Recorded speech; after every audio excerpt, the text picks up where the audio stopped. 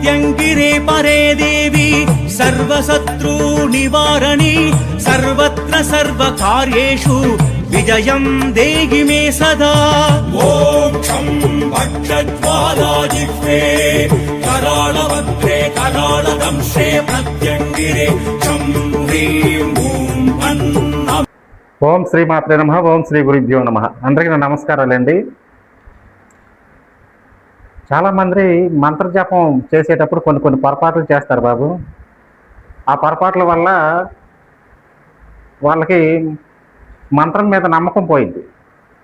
అది ఆ మంత్రం నాకు ఫలించట్లేదు, ఆ మంత్రం నాకు సరైనది కాదా, లేకపోతే ఇచ్చిన గురువు మంచి మంత్రం ఇవ్వలేదా, లేకపోతే దేవతా మంత్రం సరైనది కాదని లేనిపోయిన అనుమానాలు వస్తాయి. అసలు దానికి ఈరోజు ఈ వీడియోలో అసలు మంత్రం అంటే ఏంటి, మంత్ర జపం అంటే ఏంటి, మంత్ర జపం మనం ఎందుకు చేయాలి అనే దానికి మీకు ఈ వీడియోలో నేను వివరంగా చెప్తా. చాలా రోజుల నుంచి ఈ వీడియో చేద్దాం అనుకుంటున్నాను బాబు, అయితే కుదరలేదు. ఈరోజు మీ సందేహాలన్నీ ఈ వీడియోలో మీకు చెప్తా. అసలు మంత్రం అంటే నేను గత వీడియోలో కూడా చెప్పా. మన్ అంటే మనల్ని రక్షించేది. మంత్రం అంటే మనల్ని రక్షించేది మంత్రం. జ అంటే జన్మాంతర, పా అంటే పాపకర్మలను నశింపజేసేది. జన్మాంతర పాపకర్మల నుంచి మనం నశింపజేసేది మంత్రజపం, రక్షించేది మంత్రజపం. చాలామందికి మన జన్మలో వచ్చే కింద జన్మలో చేసుకున్న పాపకర్మలో ఈ జన్మలో మనం అనుభవించడం ఏంటనే సందేహాలు. కొంతమందికి ఆ పాపకర్మ మీద నమ్మకాలు లేని ఉంటారు. అయితే మీ అందరి కోసం నేను ఒక చిన్న ఉదాహరణ చెప్తాను, చాలా జాగ్రత్తగా రండి బాబు. అయితే ఈ ఉదాహరణ మీకు అర్థం అవడానికే చెప్తున్నా.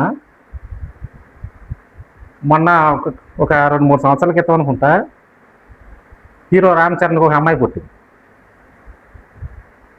ఆ పుట్టిన టైంలో చాలామందికి ఆ టైంలోనే, ఆ నక్షత్రంలోనే, ఆ గడియల్లోనే కొన్ని వందల మంది పిల్లలు పుట్టుంటారు. కొన్ని మన తెలుగు రాష్ట్రాలు రెండింటి మీద తీసుకుని 100 మంది పిల్లలు పుట్టుంటారు అనుకోండి. ఆ 100 మంది పిల్లల్లో అదే నక్షత్రం, అదే రాశి వచ్చింది, అన్నీ అదే టైం, ఒక సెకండ్ అటు ఇటు కాకుండా ఆ టైంలో పుట్టుంటారు. మరి ఆ టైంలో పుట్టిన వాళ్ళందరూ కోటీశ్వరులు పిల్లలు పుట్టరు కదా. చెట్టు కింద ఉన్న పిల్లడు పుడతాడు, మధ్య తరగతోడు ఉన్నాడు పుడతాడు, కొద్దిగా పర్వాలేదు పుట్టాడు, బాగా అపర కుబేరులు పుట్టారు. ఇప్పుడు వాళ్ళ ఇంట్లో పాప గోల్డెన్ స్పూన్తో పెరుగుతూ ఉంటుంది. మరి చెట్టు కింద పుట్టిన పాప బేదరికంలో పెరుగుతూ ఉంటుంది. చెట్టు కింద ఎండకి ఎండుతా వాన తడుతూ ఉంటుంది. మధ్య తరగతి పుట్టిన పాప ఏదో కొంచెం వాళ్ళకున్న దాంట్లో పెంచుకుంటుంది.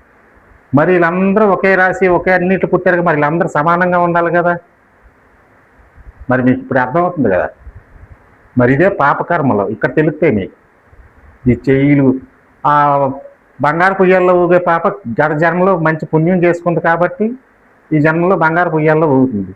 వీళ్ళు పాపం అనుభవించాలి, కర్మ ఎక్కువ చేస్తున్నారు కాబట్టి చెట్టు కింద. అలా ఇది బాబు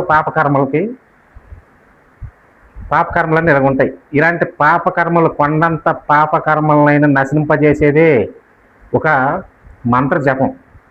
ఏ మంత్రజపమైనా సరే, ఏ దేవత మంత్రజపమైనా సరే నియమనిష్టలతో చేసుకున్నప్పుడు ఆ కర్మ అనేది నాశనం అయిపోద్ది, కర్పూరంలో కరిగిపోయిద్ది అన్నమాట. ఒక శక్తి ఉపాసన వల్ల తప్పకుండా కొండంత కర్మైనా కర్పూరంలో కరిగిపోయిద్దని మన పెద్దలు చెప్పారు బాబు. ఇది పూర్వం మన మునులు ఋషులు కానించి చేసుకొచ్చేది ఇదే. మరి మంత్రజపం అంటే వాళ్ళ కర్మలు ముందు నాశనం చేసుకుంటారు. ముందు కర్మనాశనం అయిపోవాలి.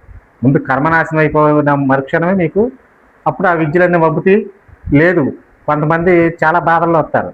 వాళ్ళు ఆ బాధ పోవడానికి ఏదో మంత్రం తీసుకుంటారు, ఆ దేవత యొక్క మంత్రం తీసుకుంటారు. ఆ దేవత ఈ కర్మలు ఎప్పుడు నాశనం అయినప్పుడు అది మంచి రోజులు వస్తాయి. అలా చాలామందికి అయినాయి. చాలామంది అలా ఏదో కష్టాల్లో వచ్చారు, మంత్రజపం తీసుకున్నారు, చేసుకున్నారు, పోయినాయి. నేను చాలా వీడియోల్లో చెప్పేది ఇదే బాబు.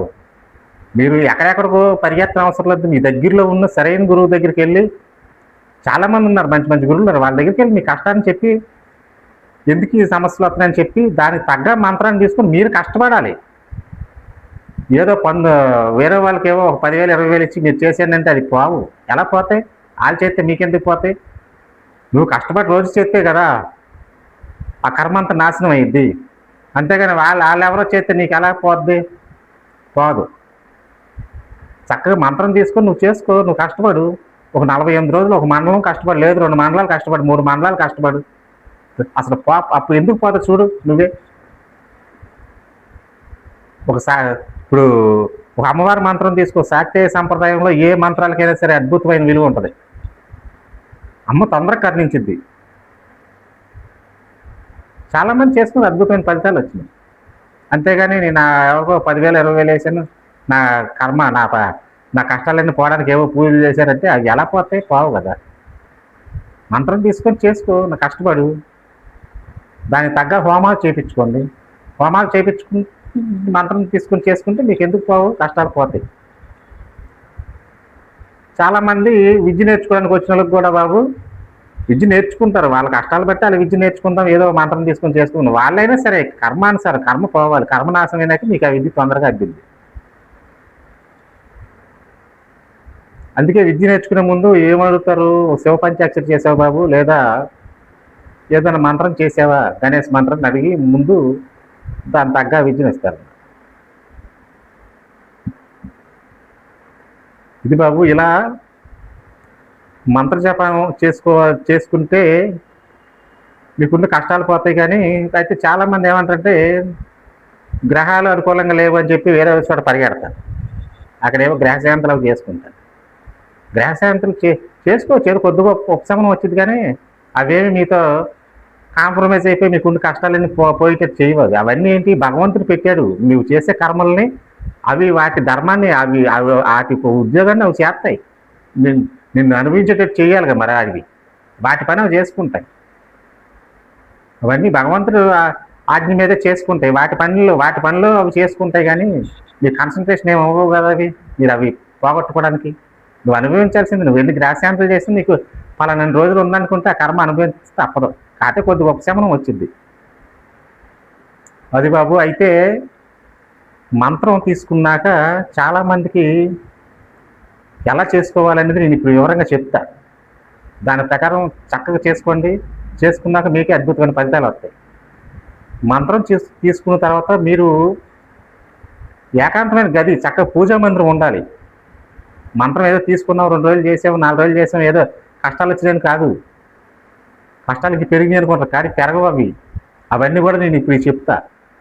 ఏకాంతమైన గది తీసుకుని అందులో మీరు ఒక పీఠాన్ని ఏర్పాటు చేసుకోమని ప్రతి వీడియోలో ఏ మంత్రాన్ని తగ్గ ఆ మంత్రం చెప్తాం. ఆ మంత్రాన్ని ఆ పీఠాన్ని ఏర్పాటు చేసుకుని, అమ్మవారి పీఠాన్ని ఏర్పాటు చేసుకుని ఆ గదిలోకి ఎవరు రాకూడదు. సాధ్విక మంత్రాలైనా సరే ఎవరంటే బయట వాళ్ళని అందరం తీసుకొచ్చి చూపించకూడదు. నేను ఈ మంత్రం చేస్తున్నాను చూడండి చక్కగా పెట్టానని తీసుకొచ్చి అందరం చూపించకూడదు.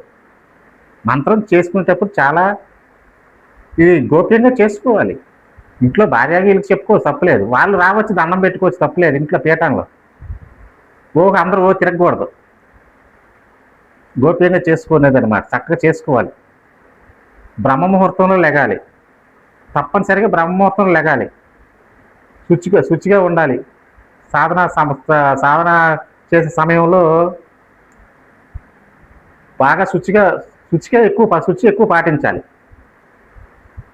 ఇప్పుడు చాలామంది ఏం చేస్తారంటే ధూమపానం ఇవన్నీ చేస్తారు బాబు.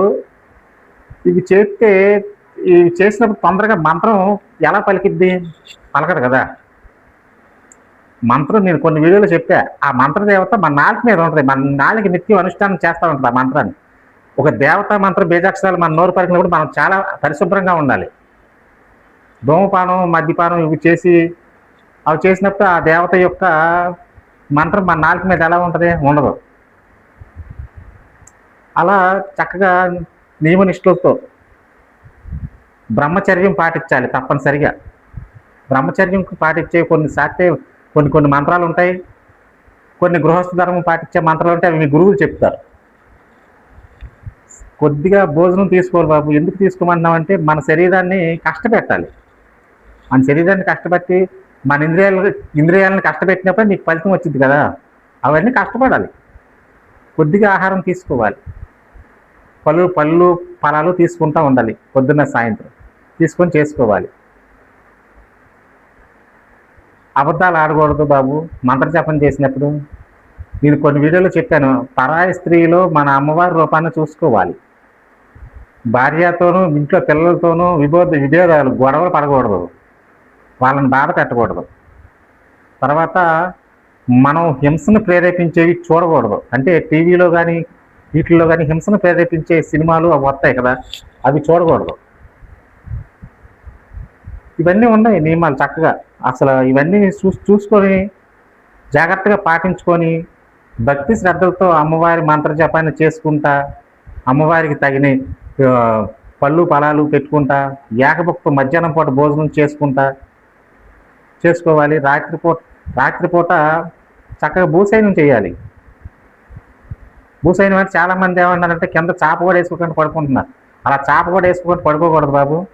అలా పడుకుంటే మనలో ఉన్న శక్తిని భూమికి మనలో ఉన్న శక్తిని అంతా లాక్కునే శక్తి ఉంటుంది, లాగేసుకుంటుంది. చక్కగా ఒక చాప వేసుకుని దాని మీద బొంత ఐదు పరుచుకొని పడుకోవచ్చు.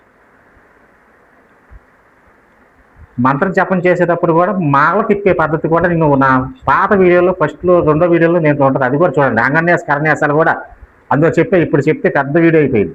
అంగన్యాస కరన్యాసాలు ఎలా చేసుకోవాలి, తర్వాత జపమాలని ఎలా గురువులు యందు భక్తి శ్రద్ధలతో గురువుని పూజించుకోవాలి. జపమాల చాలామంది జపమాల మెల్లో వేసుకుంటారు. ఆ జపమాల మన ప్రాణ సమానంగా చూసుకోవాలి, మెల్లో వేసుకోకూడదు. చక్కగా ఇది ఒక బాక్స్లోనూ ఒక డబ్బాలను పెట్టి పక్కన పెట్టుకోవాలి. జపం చేసుకునేటప్పుడు ఆసనం ముఖ్యం, దర్భాసనమే శ్రేష్టమైనది. దర్భాసనం వేసుకొని మీరు ఏ దేవత మంత్రం చేస్తున్నారో ఆ దేవత యొక్క రంగు బట్ట పరుచుకొని మన కాలు కానీ ఏమి నేల మీద తాగలకంటే చక్కగా కూర్చొని చేసుకోవాలి. జపమాల నేల మీద పడకూడదు. నేల మీద ఒకవేళ చేయి పడిపోయినా వెంటనే సిద్ధగురు మంత్రాన్ని కానీ లేదా శివ పంచాక్షరి మంత్రాన్ని కానీ 108 సార్లు చేసుకొని జపమాల దండం పెట్టుకోవాలి. నేను గత వీడియోలో జపమాల శుద్ధి చేసుకునే విధానం కూడా చెప్పాను. జపమాల కూడా శుద్ధి చేసుకోవాలి. ఇవన్నీ చేసుకుంటేనే కదా శక్తి పుట్టింది. ఇలా చక్కగా చేసుకోండి బాబు. వీడియో ఇప్పటికే చాలా పెద్ద అయిపోయింది. మరొక మంచి వీడియోతో మిమ్మల్ని కలుసుకుంటాను. ఓం శ్రీ మాత్రే నమః. ఓం శ్రీ గురుభ్యో నమః.